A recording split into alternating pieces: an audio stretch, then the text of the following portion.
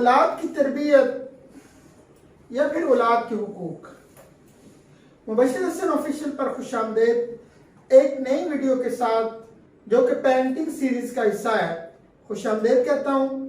और आज के हम वीडियो को स्टार्ट करते हैं। हमारे यहाँ बहुत ज़्यादा बात होती है वालिदैन के हुकूक के हवाले से, इस पर बात होनी भी चाहिए।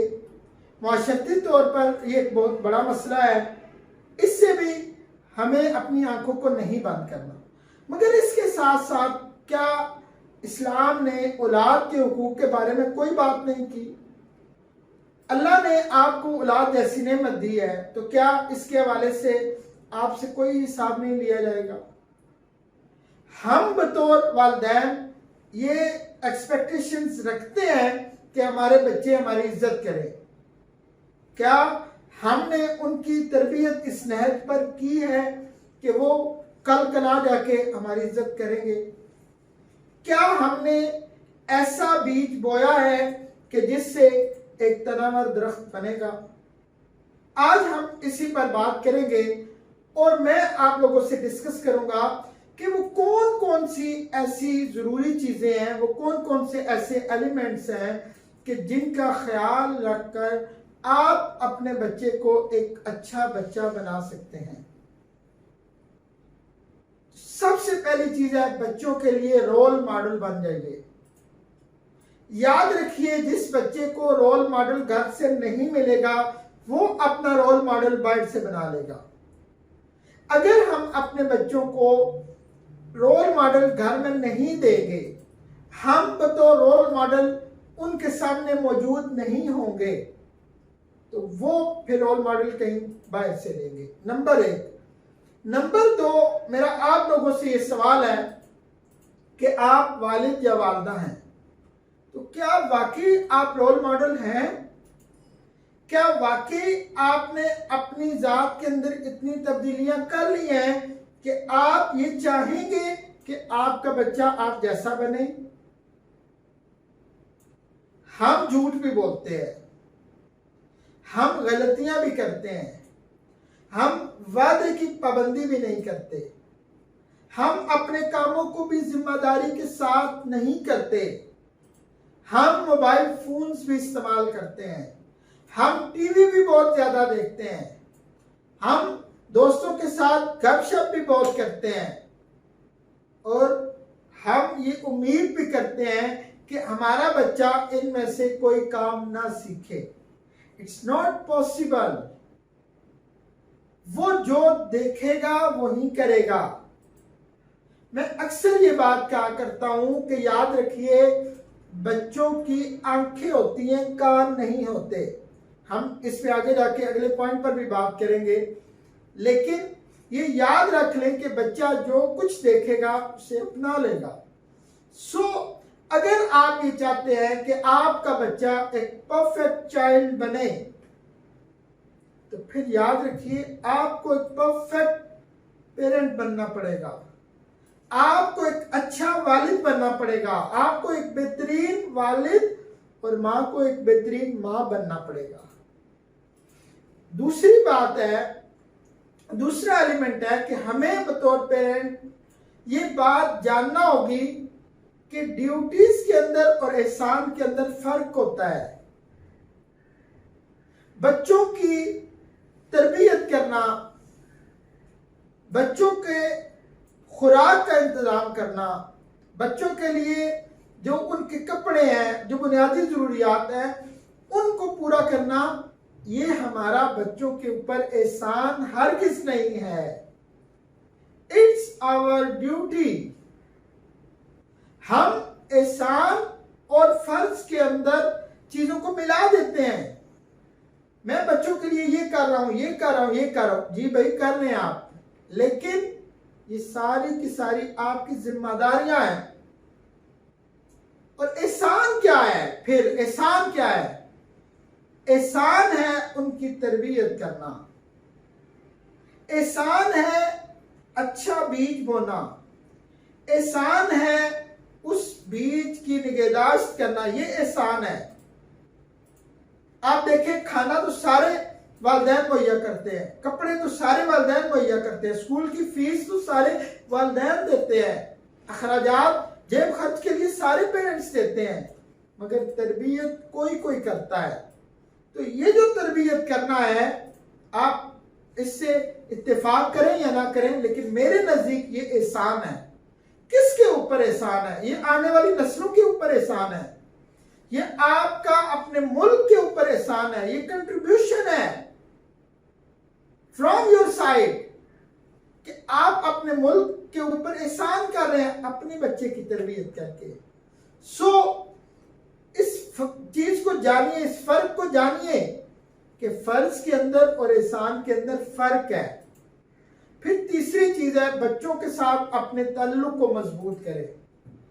मैं टीचर्स ट्रेनिंग में भी यही कहता हूं कि अगर आप अच्छे टीचर हैं तो उसकी एक ही निशानी है कि आपके बच्चे के साथ, आपके स्टूडेंट के साथ आपका रिलेशन मजबूत हो। मैं एक वालिद हूं, तो मैं आपको बतौर वालिद, बतौर ट्रेनर, बतौर मुअल्लिम, बतौर टीचर एक ही मशवरा दूंगा कि अपने बच्चों के साथ अपने ताल्लुक को मजबूत करें। अब ये जो ताल्लुक की मजबूती है, ये कैसे होगी? ये नसीहत से नहीं होगी। हम बच्चों की तरबियत करना चाह रहे हैं नसीहत से। नसीहत से बात नहीं बनेगी, बल्कि बातचीत से बनेगी, मुकालमे से बनेगी, डिस्कशन से बनेगी, बच्चों को सुनने से बनेगी। याद रखिए, मैं फिर वही उसूल दोहरा रहा हूं कि बच्चों के काम नहीं होते, बच्चों की आंखें होती हैं। मुराद यह है कि वो सिर्फ और सिर्फ देखते हैं और अमल करते हैं। आप नसीहतें करते रहे, आप दूसरे बच्चों के साथ उसे कंपेयर करते रहे, वो कभी भी आपकी बात को नहीं मानेगा। लेकिन अगर आप बात मनवाना चाहते हैं तो फिर उसके सामने मसला रखें और उससे सॉल्यूशन पूछें। बातचीत का हरगिज़ ये मतलब नहीं है कि आप बातें कर रहे हैं, वो सुन रहा है। No, never ever. वो बातें कर रहा है, आप सुन रहे हैं। पिछले दिनों मेरे बेटे की एक शिकायत थी जो उसके टीचर की तरफ से मुझे मौसूल हुई कि जी ये दिन को आराम नहीं करता। तो उसका जो जहाँ पे वो पढ़ रहा है वहां पे उसकी क्लास सुबह 7 बजे से लेके 5 बजे तक होती है और दिन में घंटा डेढ़ 2 जो है वो आराम के लिए उन्हें मिलते हैं। तो उन्होंने मुझे वो शिकायत जो है वो रिटन फॉर्म में भिजवाई। अब मैंने अपने बेटे के साथ ये चीज नहीं की कि जी आपकी शिकायत क्यों आई है। नो, मैंने उसके सामने वो शिकायत रख दी। मैंने कहा जी ये ले, और पूछा ये क्या है। मुझे आगे से ये जवाब मिला कि जी आइंदा ये नहीं होगा। मैंने उसे नहीं कहा कि ये क्यों हुआ है, बल्कि मैंने उसके सामने मसला रख दिया कि ये ले जी ये बात मुझ तक पहुंची है, बस। अब उसके बाद फिर अगला काम क्या हुआ, ये बातचीत तो मुकालमा हुआ। मैंने उससे कुछ बातें की कि आप ये काम नहीं अगर कर रहे तो इसकी वजह क्या है, वो वजूहात बताता रहा। फिर मैंने उससे सवाल किया कि आम बच्चों में और आपके अंदर क्या फर्क है। तो उसका जवाब यह था कि मैं आम बच्चों से मुख्तलिफ हूं। ये जो आपका बच्चा जब इस नहज पर पहुंच जाता है कि जब वो ये कबूल कर लेता है कि वो आम बच्चों जैसा नहीं है, तो याद रखिए आप उसकी तरबियत कर रहे हैं। मैं ये बात तहदीस बिन नेमत के तौर पर आपसे कर रहा हूं कि मेरा अपने बच्चों के साथ जो रिलेशन है वो मजबूत है और मैं इसके लिए काम कर रहा हूं, सीख रहा हूं और सीखने के साथ साथ आगे डिलीवर भी कर रहा हूं। फिर अगली चीज है, चौथी चीज है मुहासबा बिन नफ्स, सेल्फ अकाउंटेबिलिटी। हम ना तो अपने नफ्स की अकाउंटेबिलिटी करते हैं और ना ही बच्चों को ये स्किल सिखाते हैं। ये स्किल कैसे सिखाई जाती है कि जब बच्चा रात को बिस्तर पर लेट जाए उस वक्त आप उसके साथ लेटे हुए हो। अगर छोटा बच्चा है, मैं बात कर रहा हूं 10 साल से कम बच्चों के लिए। आपको पता है कि बच्चा जब 10 साल का होता है तो अहदीस नबविया है कि उसका बिस्तर अलग कर दिया जाए। सो ये 10 साल से पहले की बात हो रही है। तो उसे बोले कि बेटे याद करो आज आपने क्या क्या काम किए हैं, उनमें से अच्छे काम कौन से हैं और कौन से ऐसे काम हैं जो आपको नहीं करने चाहिए थे। जब वो इस प्रैक्टिस को बार बार करता है, सेल्फ अकाउंटेबिलिटी करता है, तो उससे उम्मीद है कि वो एक अच्छा बच्चा बन जाएगा। हम बच्चे की तरबियत किस तरह कर रहे होते हैं, हम उससे मुहासबा बिन नफ्स की बजाय उसके ऊपर हम कैमरा लगा देते हैं। हम शिकायतें जो मौसूल होती हैं उन पे अकाउंटेबिलिटी कर रहे होते हैं। हम बच्चे के ऊपर हर वक्त नजर रखकर उसकी तरबियत करना चाह रहे होते हैं। ये सारे काम गलत है। आपने उसको सेल्फ अकाउंटेबिलिटी सिखानी है, और ये किस तरह सीखेगा? प्रैक्टिस से। फिर इस हवाले से 5वीं चीज है, घर के माहौल को पुरसुकून बनाएं।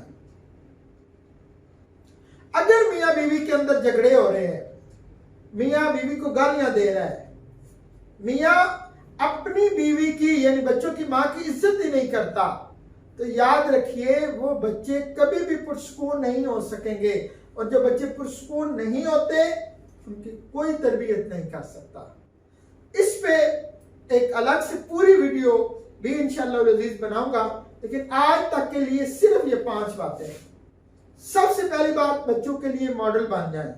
दूसरी चीज, फर्ज और एहसान के अंदर फर्क को समझें। तीसरी चीज, बच्चों के साथ अपने ताल्लुक को गुफ्तगू के जरिए मजबूत करें। चौथी चीज, उन्हें सेल्फ अकाउंटेबिलिटी सिखाएं। और 5वीं चीज, घर के माहौल को पुरसुकून बनाएं। उम्मीद है कि ये चीजें आप करेंगे और करके अपने मुल्क को, अपने मुआशरे को अच्छे इंसान, अच्छे बच्चे देंगे, जिससे ये मुल्क बहुत जल्द बदल जाएगा। अपना बहुत सारा ख्याल रखिएगा। बहुत शुक्रिया।